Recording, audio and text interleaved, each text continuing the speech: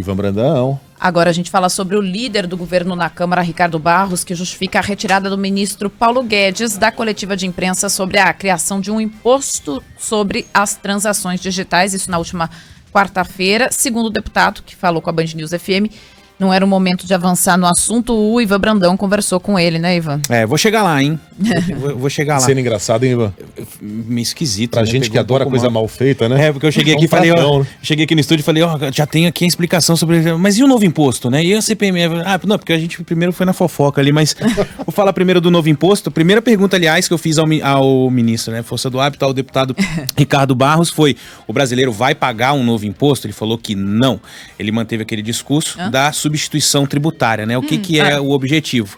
É acabar com a desoneração na folha de pagamento.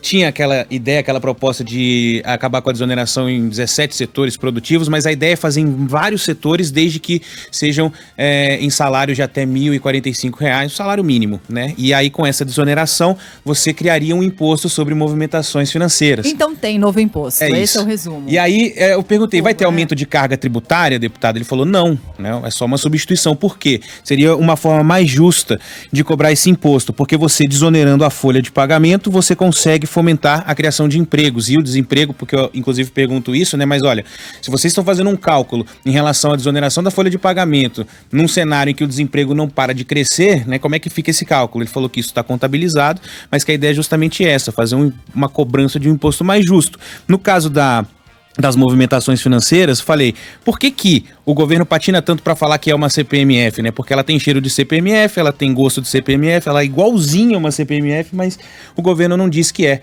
E aí ele falou que, bom, tem algumas características diferentes.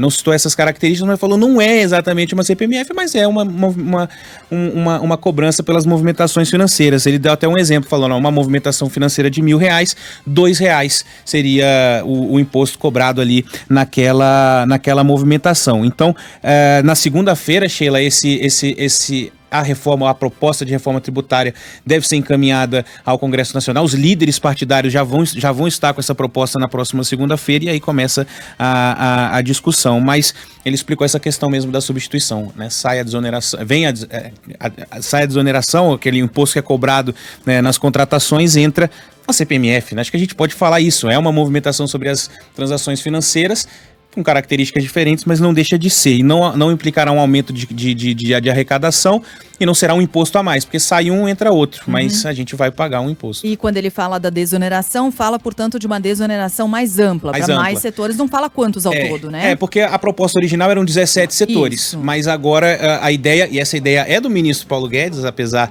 do que aconteceu na coletiva de imprensa, de ampliar o número de setores, mas fixar ali em carteiras assinadas de até um salário mínimo. Então seria essa a proposta, segundo ele, deve fomentar aí a criação de empregos e tudo. E aí eu perguntei... Não pode falar. Desculpa, o deputado chegou a falar numa alíquota? Não. Desse novo imposto? Não. Ele falou 0,2. Isso aí ele deu esse exemplo de R$1.000, R$2 de imposto, seria a cobrança do imposto. Porque essa também era uma outra discussão, que talvez 0,2 não desse conta para cobrir os 120 bilhões, da né? desoneração. Mas sempre lembrando... velho, a CPMF original era 0,3. Não lembro. Você é mais velho que eu. Era por aí. Era ou 0,3 ou 0,4. Sem nenhum cheque na vida. Mas mas vai sempre lembrar que isso é proposta, tá? Isso ainda vai ser discutido no parlamento, isso tudo pode ser alterado, né? É a proposta do executivo em relação a isso. E aí eu perguntei para ele, eu não posso deixar, né, deputado, de te perguntar o que aconteceu naquela coletiva de imprensa. Né, o ministro Paulo Guedes estava falando e você e o general Ramos simplesmente tiraram ele, né, da coletiva e tal, e ele respondeu o seguinte: que nós estamos agora evitando que a opinião da economia seja lida como opinião de governo, né? Porque de fato não é. O Ministério da Economia é um ministério muito forte no governo, mas não é a posição do governo. Então, quando a economia emite porque foi assim durante o primeiro ano de governo, o ministro Guedes ia lá no Rodrigo Maia, conversava, falava, anunciava, né? E este modelo acabou criando algumas dificuldades, porque depois o governo, como um todo, não tinha a mesma opinião da economia. Então não tem nada, o ministro Guedes está com a sua força, aliás, é o ministro mais forte do governo, o presidente tem muita, vamos dizer assim, acredita muito na visão que o Paulo Guedes tem da economia e dá muita força para ele conduzir a economia. só nós estamos mudando a articulação política.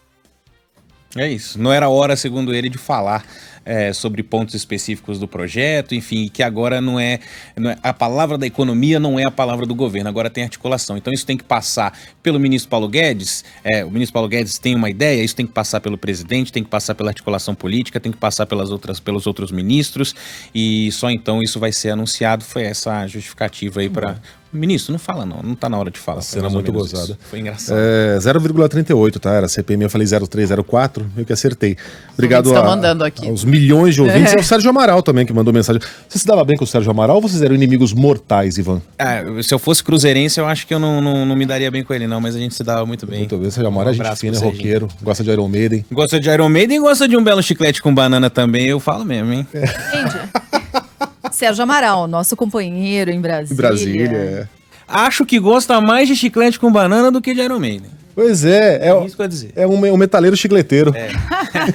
Um cara complexo, né? Um abraço, Sérgio. Não, você estava perguntando aqui se eles se davam bem, porque Ivan trabalhava em Brasília, Sérgio é o chefe, é o principal chefe em Brasília, né? Uhum. Ele é o diretor-geral é o Flávio Lara, né? É o Flávio. E aí abaixo dele o Sérgio, que é o chefe ali na TV. E um parceiraço, é um querido, quem não tem Sérgio, como quem vê não Sérgio gostar do como não Sérgio. gostar. Quem vê Sérgio de terno, né, na TV e tal, falando, nem imagina que ele vai trabalhar de All-Star, assim, camisa de rock and roll. Sossegado. E aos fins Eu de vi no semana, chicletão, né? Abadá. É isso.